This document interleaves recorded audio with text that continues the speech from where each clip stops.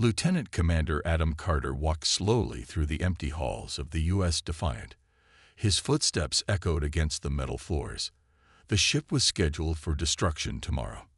After 30 years of service, the Terran Alliance had decided the destroyer was too old to be useful anymore. Adam ran his hand along the wall. Unlike the newer ships with their smooth white surfaces, the Defiant had character. It had scratches and dents. It had history.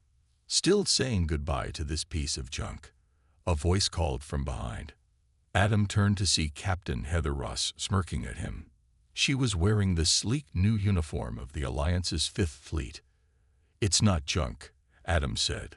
"This ship has survived 3 wars." Heather laughed. "And now it can't even talk to our new defense networks.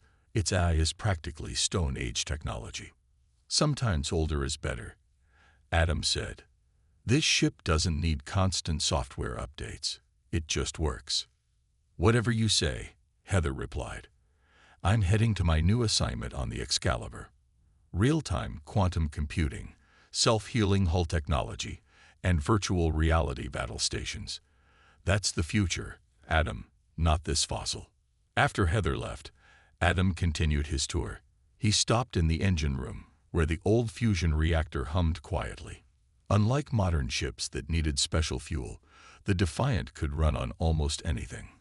Back in the control room, Adam noticed how most systems had manual backups.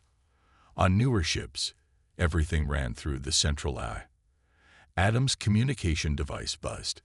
It was Admiral Frank Russell. "Carter, I need you at headquarters immediately," the Admiral said. His voice sounded tense. An hour later, Adam sat in a room with 30 other officers. The Admiral stood at the front, his face grim. "At 600 hours today, we lost contact with New Eden Colony," Admiral Russell said. "Our long-range scanners picked up these images before all communication was cut." The screen behind him showed strange ships with smooth, curved hulls glowing with blue energy. They fired weapons that seemed to pass right through New Eden's modern defense shields. "We've identified them as the Vexeri," the Admiral continued. "An advanced species from beyond the Orion Arm. They've ignored all attempts at communication." A young officer raised her hand. "Sir, what about the Fifth Fleet? The Excalibur alone has enough firepower to—" "The Fifth Fleet has already engaged the enemy," the Admiral cut in. "And they failed. Completely." Gasps filled the room. The Fifth Fleet had the newest ships in the Alliance. The Admiral showed another video. It displayed Alliance warships approaching the alien vessels. Suddenly, all the human ships went dark. Their engines shut down. Their weapons systems failed. The alien ships destroyed them one by one while they drifted helplessly. "The Vexeri use some kind of energy pulse that affects our AI systems," the Admiral explained. "Once hit, our ships can't function. Their crews are—" He paused, lost. Adam felt cold sweat on his back. Humanity had become dependent on AI and networked systems. Almost every ship, weapon, and colony relied on them. "Sir," Adam said, standing up, "what about older vessels? Ships that don't rely on integrated AI?" The Admiral looked at him with interest. "What are you suggesting, Lieutenant Commander?" "The U.S. Defiant is scheduled for decommissioning tomorrow. Its systems are mostly hardwired. Manual controls. Isolated computers. It might not be affected by these energy pulses. One outdated destroyer won't stop an invasion," an officer objected. "Not one," Adam replied. "But we have hundreds of older ships in the scrapyards. Ships we thought were obsolete. What if they're actually our best defense now?" The room fell silent. Then Admiral Russell nodded slowly. "Lieutenant Commander Carter," he said, "how quickly can you get the Defiant battle ready?" Adam stood straight. "She never stopped being ready, sir." Olivia Martinez huddled under her desk as the space station shook again. The listening post orbiting New Eden had been designed to monitor communications, not withstand an attack. Through the viewport, she could see the Vexeri ships moving with an eerie grace as they fired on the colony below. The colony's modern defensive systems had failed almost instantly. New Eden had the latest automated turrets and AI-guided shield generators. None of it had worked against the alien attack. Olivia crawled to the communications array. The main systems were down, but there was an old backup radio transmitter that used simple wave technology. It was kept as a museum piece, a reminder of humanity's early days in space. Her hands trembled as she turned the dials. The transmitter hummed to life. "This is Listening Post 7 near New Eden. We are under attack by unknown alien forces," she said, keeping her voice as steady as possible. "The colony's defenses have failed. The aliens use some kind of technology that disables our systems. Please send help." As she repeated the message, the station rocked with another hit. Warning lights flashed. The air began to thin as life support systems failed. Olivia closed her eyes as the hull began to crack.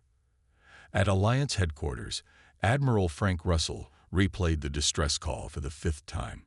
It was the only information they had received from New Eden before all communications ceased. "How many people were on that colony?" he asked quietly. 12,000, sir," an aide replied. The door to the command center slid open, and Adam Carter walked in. Behind him stood Samantha Wright, a young engineer with grease-stained hands and determined eyes. "Report, Lieutenant Commander," the Admiral ordered. "The Defiant is operational, sir," Adam said. "Engineer Wright has been working on her systems." Samantha stepped forward. "I'd stripped out any integrated circuits that might be vulnerable to the Vexari's energy pulse. We're running on backup systems and manual controls." "What about weapons?" the Admiral asked. "That's where it gets interesting," Adam replied. "The Defiant still has nuclear missiles in storage. They're considered outdated because of radiation concerns, but they're completely mechanical in their detonation sequence." The Admiral nodded. "And the crew?" "I found 30 volunteers who have experience with older systems. Many of them were about to retire." A junior officer interrupted them. "Sir, we've lost contact with the colonies on Proxima Centauri and Wolf 359. The Vexari are moving faster than we predicted." The Admiral's face darkened. "How long until they reach Earth?" "At their current speed, 2 weeks." Admiral Russell turned back to Adam. "One ship won't be enough." "That's why we need Operation Retrograde," Adam said. "We have shipyards full of decommissioned vessels. Most can be made operational in days." "With what crews?" the Admiral demanded. "Most of our personnel are trained on modern systems." "There are veterans, sir," Samantha suggested. "Retired officers and enlisted personnel who served on these older ships. People who know how to navigate without AI, aim without computer assistance, and repair systems with tools instead of nanobots." The Admiral considered this. The Alliance had always prided itself on having the most advanced fleet in known space. Now their survival might depend on the technology they had abandoned. "Make it happen," he ordered. "Contact every retired crew member who served on our older vessels. Empty the museums and the scrapyards. Lieutenant Commander Carter, you're promoted to commander. The Defiant is yours." Adam saluted. "What are our orders, sir?" "The Vexari have attacked 3 systems without warning or provocation. They show no interest in communication. Your orders are to protect what remains of humanity, by any means necessary." As Adam and Samantha left the command center, emergency broadcasts were already going out across Alliance space. The call was simple. Humanity needed its old soldiers and its old ships for one last fight. Commander Gregory Phillips, a veteran of 20 years who had been running a quiet farm on Earth, watched the broadcast with narrowed eyes. He looked at the metal case on his wall, then at his worn uniform hanging in the closet. It was time to go back to space. The shipyard was alive with activity. Hundreds of old vessels that had been gathering dust were now swarming with workers. Welding torches sparked in the darkness of space as ancient hulls were patched. The air inside the docking bays was filled with the smell of oil and the sound of metal being hammered into shape. Samantha Wright wiped sweat from her forehead as she crawled out of a maintenance tunnel on the U.S. Defiant. Her hands were covered in grease, and her face had smudges of dirt. "How's the reactor?" Commander Adam Carter asked, offering her a bottle of water. "It's running at 85% efficiency," she replied after taking a drink. "Not perfect, but better than I expected for a 30-year-old system." Adam nodded and looked around the engine room. Unlike the sleek, clean engine rooms of modern ships, this one was a maze of pipes, valves, and manual controls. It wasn't pretty, but it was tough. "Commander Carter to the bridge," the voice called over the intercom. The speaker crackled with static, another reminder of the ship's age. When Adam reached the bridge, he found Gregory Phillips waiting for him. The older man stood with perfect military posture despite having been retired for 5 years. "Commander Phillips reporting for duty," Gregory said, saluting. Adam returned the salute. "Welcome aboard, Commander. I didn't expect you to arrive so soon. When humanity is facing extinction, there's no time for delay," Gregory replied. He looked around the bridge with a critical eye. "This ship is older than some of the crew. That's why we need you," Adam said. "Most of these kids have only worked with AI systems. They need someone who knows how to do things the old way." Gregory walked to the navigation console and ran his hand over the physical controls. "It's like visiting an old friend," he said quietly. The Alliance thought these ships were obsolete. Turns out, they were just waiting for their moment. Their conversation was interrupted as Olivia Martinez was escorted onto the bridge. She looked exhausted, with dark circles under her eyes. "Communications Officer Martinez." Adam greeted her. "We thought you were lost at New Eden." "I managed to reach an escape pod before the listening post was destroyed," she explained. "A cargo ship picked me up." "You're the only survivor who saw the Vexari attack up close," Adam said. "Any insights?" Olivia's eyes darkened with memory. Their ships move in perfect formation, like they're all controlled by one mind. But they didn't expect resistance after their pulse weapon hit. When one of our colony ships managed to fire back with an old-style projectile weapon, they seemed surprised. Adam nodded thoughtfully. "They expect our technology to fail completely. That gives us an advantage, however small." The ship's intercom crackled again. "Commander Admiral Russell is requesting a fleet status report. Tell him we're at 60% readiness," Adam replied. "We need more time." "Sir," the voice responded, "the Admiral says we don't have more time. The Vexari have changed course. They're heading for the mining colony on Mars." The bridge fell silent. Mars was just next door to Earth in cosmic terms. "How many ships are combat ready?" Gregory asked. "Including the Defiant." 17, Adam said grimly. "And the Vexari?" "At least 50 ships in their main fleet." Gregory's expression remained calm, but his eyes hardened. "Then we better make our 17 count." Adam turned to Olivia. "Take your station, Officer Martinez. Send a message to all operational vessels. We launch in 6 hours." Throughout the shipyard, crews worked with renewed urgency. Veterans showed young recruits how to operate manual targeting systems. Engineers bypassed computerized controls in favor of mechanical backups. Weapons officers loaded missiles that had been considered obsolete a week ago. On the bridge of the Defiant, Adam looked at the small fleet taking shape outside his viewport. The ships were a mismatched collection of different designs from different eras. They weren't pretty. They weren't advanced.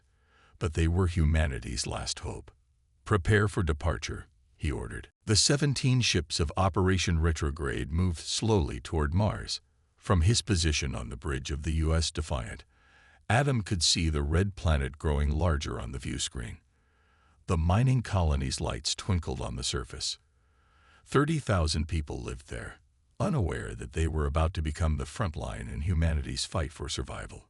"Vexari fleet detected," Olivia announced from her communication station. 53 ships approaching from the far side of Phobos. "All vessels, battle formation," Adam ordered. His voice was calm, but his hands gripped the edges of his chair tightly. "Remember your training. When their pulse hits, switch to manual systems immediately. The Galactic human fleet formed a protective half-circle in front of Mars. The ships were a strange sight together. Different sizes, different designs, all of them showing signs of age and hasty repairs. On the weapons console, Lisa Black checked her systems one final time. Before being assigned to the Defiant, she had worked with the newest energy weapons in the fleet. Now she was responsible for nuclear missiles that were older than she was. "I've never fired one of these before," she admitted to Gregory, who stood beside her. "They're not complicated," the older man replied. "That's their strength. No fancy targeting computers to fail, just good old-fashioned rocket propulsion, and a trigger mechanism even a pulse weapon can't disable." The Vexari ships appeared on the horizon of space. They were beautiful in a strange way. Sleek, curved vessels that glowed with blue energy. They moved in perfect formation, like a school of fish. "They're charging weapons," Olivia reported. "Brace for impact," Adam ordered. The pulse swept across space like a silent wave. As it hit the human fleet, lights flickered on every ship. Computer screens went dark. For a moment, there was silence. Then, one by one, the old ships came back to life. Emergency lighting cast a red glow across the bridge of the Defiant. "Manual systems active," Samantha called from the engine room through a speaking tube, another ancient backup system she had installed. "All vessels report status," Adam ordered. The reports came in slowly, by radio rather than the usual digital channels. 15 of the 17 ships were still operational. 2 had drifted out of formation, their crews unable to switch to manual systems quickly enough. The Vexari, expecting an easy victory, had broken formation to target individual human ships. This was their first mistake. "They're not using their main weapons," Gregory observed. "They think we're already disabled." "Weapons Officer Black," Adam said, "target the nearest Vexari vessel and fire when ready." Lisa's hands moved across the manual controls. Without computer assistance, she had to calculate the firing solution herself, using skills that most modern officers never learned. "Target locked," she said, firing. The Defiant shuddered as the missile launched. The nuclear warhead, considered dangerously primitive by modern standards, streaked across space. The Vexari ship made no attempt to evade. It seemed to assume that any human weapon would be as disabled as their other technology. The explosion was blinding. When the light faded, the Vexari ship was broken in two, its blue energy field flickering and dying. Silence fell across the bridge. Then cheers erupted from every station. "It worked," Lisa exclaimed. "Their shields couldn't stop it." "All vessels," Adam ordered, his voice steady despite the surge of hope in his chest. "Fire at will. Target their engine sections if possible." The human fleet came alive with missile fire. The Vexari ships began evasive maneuvers. But they were too late. 3 more exploded in quick succession. On his command chair, Adam watched the battle unfold. The Vexari still outnumbered them, but the element of surprise had given humanity its first victory. "They're retreating," Olivia announced as the Vexari ships suddenly turned and accelerated away from Mars. Gregory looked at Adam. "They'll be back," he said quietly. "And next time, they'll be ready for us." Adam nodded. "Then we better get ready for them. Send a message to Admiral Russell. Tell him Operation Retrograde was a success, but we need more ships, every ship we can find." As the Defiant turned toward Earth, Adam looked at his crew, a mixture of veterans and young officers, all of them tired but proud. The first battle had been won. The war was just beginning. News of the victory at Mars spread quickly through the Alliance. What had started as a desperate last stand had become a symbol of hope. In shipyards across human space, the work to recover and repair old vessels doubled in pace. Admiral Russell stood in the main control room at Earth Defense Headquarters. The large screen in front of him showed hundreds of ships being pulled from storage facilities, museums, and private collections. We've recovered 437 vessels so far, an aide reported. About half can be made battle-ready within 2 weeks. And crews? The admiral asked. 15,000 veterans have volunteered. We're also training young officers on manual systems. The door opened and Samantha Wright entered. She looked tired but excited, her eyes bright with new ideas. Admiral, I think I've found a way to improve our ships without making them vulnerable to the Vexori pulse, she said. She spread diagrams on the table. We can add basic shielding to the old hulls using copper mesh. It won't stop energy weapons completely, but it will reduce damage by 40%. And we can upgrade the missile guidance systems with mechanical computers, no electronics that can be disabled. The admiral studied her plans. How quickly can these changes be implemented? The materials are simple. Most can be found on any industrial planet, Samantha replied. With enough workers, we could upgrade the entire fleet in 10 days. You have 5, the admiral said grimly. Our deep space sensors show the Vexari gathering a larger force. We estimate over 200 ships. Samantha's face paled, but she nodded firmly. We'll make it work. On the other side of the galaxy, Grand Admiral Zex Taller of the Vexari Dominion stood before the High Command. The curved walls of the chamber glowed with soft blue light, illuminating the faces of the 7 leaders of his species. Explain this failure, the first voice demanded. How could primitive human weapons destroy our advanced vessels? Zex Taller's 4-fingered hands moved in a gesture of respect. The humans used technology we considered obsolete. Our pulse weapons target integrated systems, networks, artificial intelligence, quantum processors. The human vessels that attacked us had none of these things. Impossible, the second voice declared. No spacefaring civilization can function without such systems. The humans have found a way, Zex Taller replied. They have adapted older technology specifically to counter our advantages. The third voice leaned forward. Then we will simply destroy them with conventional weapons. Their primitive ships cannot withstand our energy cannons. I advise caution, Zex Taller said. I have studied human history. Their strength lies in adaptation. We should not underestimate them again. The 7 voices conferred briefly. Then the first voice spoke. You will lead our main fleet to crush this human resistance. No more failures will be tolerated. Back on the U.S. Defiant, Adam supervised the upgrades to his ship. The crew had grown to include engineers from across the Alliance, all working to implement Samantha's designs. Olivia approached him with a data tablet, one of the few pieces of modern technology still permitted on board, though it was kept isolated from all ship systems. We've intercepted Vexari communications, she said.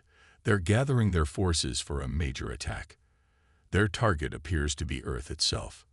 Adam nodded, unsurprised. How many ships in our fleet now? 93 are combat-ready. Another 100 will be operational within days. And the Vexari? At least twice that number, Olivia admitted. Adam looked around at his crew, all working with purpose and determination. Just weeks ago, many had been strangers. Now they moved together like a well-oiled machine, much like the vessels they commanded. We beat them once when the odds were worse, he said. We'll do it again. Gregory appeared from a maintenance shaft. The weapons systems are upgraded. Lisa says the new guidance mechanisms are even better than the originals. Good, Adam replied, because we're about to face the fight of our lives. He turned to the communication station. Send a message to all ships in the fleet. We deploy in 48 hours. Earth depends on us. Throughout human space, ship captains received the message. On planets and space stations, crews said goodbye to loved ones. In training facilities, young officers practiced manual targeting one final time. The scavenger fleet, as it had come to be known, prepared for battle. Space around Alpha Centauri was quiet. The shipyards there, once busy building the Alliance's newest vessels, now appeared abandoned. Broken ships and scrap metal floated in a wide cloud around the station. Grand Admiral Zex Teller studied the scene from the bridge of his command ship. The human defenses seemed weak, much weaker than he had expected. Scans show minimal power signatures, his second-in-command reported. Most of these vessels appear to be hulks with no functioning systems. The humans are protecting Earth, Zex Teller said. They have abandoned their outer colonies to defend their homeworld. Should we proceed to Earth directly? The officer asked. Zex Teller's eyes narrowed. No, these shipyards contain valuable resources. We will destroy them first, then continue to Earth. He gave the order, and the Vexeri fleet moved forward. 200 ships in perfect formation approached the floating junkyard of abandoned human vessels. As they entered the debris field, Zex Teller felt uneasy. Something was wrong. The human ships were positioned too perfectly for random abandoned hulks. Full scan of all vessels, he ordered suddenly. Before the scan could complete, the trap was sprung. All around the Vexeri fleet, the supposedly derelict human ships came to life. Engines ignited. Weapons powered up. What had appeared to be floating wreckage was actually a carefully arranged ambush. On the bridge of the U.S. Defiant, hidden behind a large asteroid, Adam watched the Vexeri fleet enter the trap. All ships, commence Operation Junkyard, he ordered. Throughout the debris field, the captains of 200 human vessels acknowledged the command. The scavenger fleet attacked from all sides at once, firing missiles and projectile weapons at the surprised Vexeri. They took the bait, Gregory said, standing beside Adam. They thought we would focus all our defenses on Earth. And now they're caught in the middle of our fleet. Adam replied. Engines ahead full. Target the command ship. The Defiant moved forward, engines burning hot as it raced toward the center of the Vexeri formation. Lisa's hands flew across the weapons console, targeting the largest enemy vessel. Missiles ready, she reported. I've modified the warheads with the magnetic disruptors Samantha designed. They should penetrate their shields even better than before. Fire when ready, Adam ordered.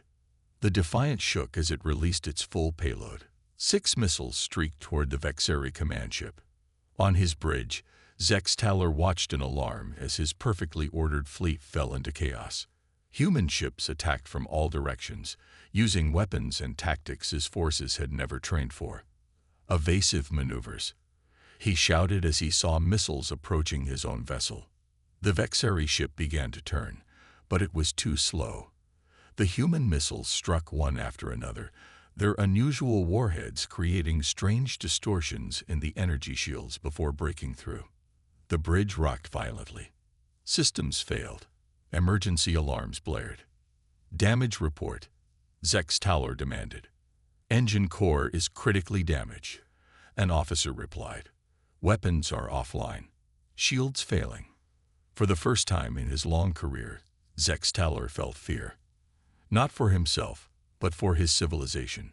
The humans had done what no species had managed in 300 years. They had outmaneuvered the Vexeri Dominion. We've hit their command ship, Olivia reported, excitement in her voice. Their formation is breaking. All around Alpha Centauri, the battle rage. Vexeri ships, designed to fight in perfect coordination, struggled to adapt to the chaotic human tactics. The older human vessels, operated by crews who understood their every quirk, darted between the enemy ships, firing from unexpected angles. Gregory pointed to a group of Vexeri ships trying to escape the debris field. They're attempting to regroup. Not today, Adam said. All vessels, focus fire on Sector 7. Don't let them reform their lines. Samantha's voice came through the speaking tube from engineering. Commander, the engine modifications are holding, but we can't maintain this speed for long. Just a little longer, Adam replied. We almost have them. The battle continued for hours. Human ships took damage. Some were destroyed, but they fought on. The Vexeri, faced with an enemy they could not disable with their pulse weapons, began to retreat. Adam watched as the remaining Vexeri vessels fled toward the edge of the system. The human fleet had won again, but at a cost. Many good people had been lost. "Send a message to Admiral Russell," he told Olivia. "Tell him the Vexeri fleet has been defeated at Alpha Centauri. We're coming home." 3 months after the Battle of Alpha Centauri, Adam stood on the observation deck of Earth's orbital station. The view below was beautiful: blue oceans, white clouds, and green continents. It was hard to believe that just weeks ago, this world had been in danger of destruction. The door slid open, and Admiral Russell entered. He looked tired but satisfied. "The Vexeri delegation has arrived," he said. "Their ships just entered Earth orbit." Adam nodded. "Do they still want me at the meeting?" "You're the hero of the war, Commander," the Admiral replied. "Of course they want you there." They walked together to the station's conference room. Inside, Samantha, Gregory, Lisa, and Olivia were already waiting. They stood straighter when Adam entered, pride showing on their faces. "Quite a crew you assembled," the Admiral said quietly. "The best," Adam agreed. A soft tone announced the arrival of the Vexeri. The doors opened, and 3 tall, blue-skinned aliens entered. Their movements were graceful, almost flowing. At their head was Grand Admiral Zex Taller, recognizable from the broadcasts that had been intercepted during the war. "Welcome to Earth," Admiral Russell said formally. Zex Taller made a gesture that might have been a bow. "We thank you for accepting our request for peace talks." Everyone sat at the large round table. For a moment, there was silence as humans and Vexeri studied each other. "I must admit," Zex Taller said finally, "we did not expect to find ourselves in this position. The Vexeri Dominion has conquered 12 species across the galaxy. None have ever forced us to retreat." "We weren't trying to conquer you," Adam pointed out. "We just wanted to survive. And survive you did, using technology we had dismissed as primitive." Zex Taller turned to Samantha. "Your adaptations to your old vessels were particularly impressive." Samantha blushed slightly. "Sometimes the simplest solutions are the best." "A concept my people had forgotten," the Vexeri admitted. "We became so focused on advancement that we lost the ability to improvise." Admiral Russell leaned forward. "What does the Dominion want from these talks?" "Peace," Zex Taller said simply. "And perhaps an exchange of ideas. You humans have shown us that there is value in looking backward as well as forward." The negotiations continued for hours. By the end, a treaty was signed. The Vexeri would recognize human space and establish regular communication. They would share some of their technology, while humans would teach them about their retrograde engineering techniques. As the meeting ended, Zex Taller approached Adam privately. "In all our years of expansion, we never encountered a species that turned what should have been a weakness into strength. It is humbling." "That's what humans do," Adam replied. "We adapt. We make use of whatever we have." 6 months later, Adam stood on the bridge of the U.S. Defiant once more. The ship had been upgraded, combining the best of human ingenuity with selected Vexeri technology. It looked strange. Part old, part new. But it worked better than either design alone. "Ready for departure, Commander?" Gregory asked from his station. "All systems go," Samantha reported from engineering. Her voice now came through a proper communication system, though she had insisted on keeping the speaking tubes as backup. "Course laid in," Lisa confirmed from the navigation console. The weapons officer had taken on additional duties since the war ended.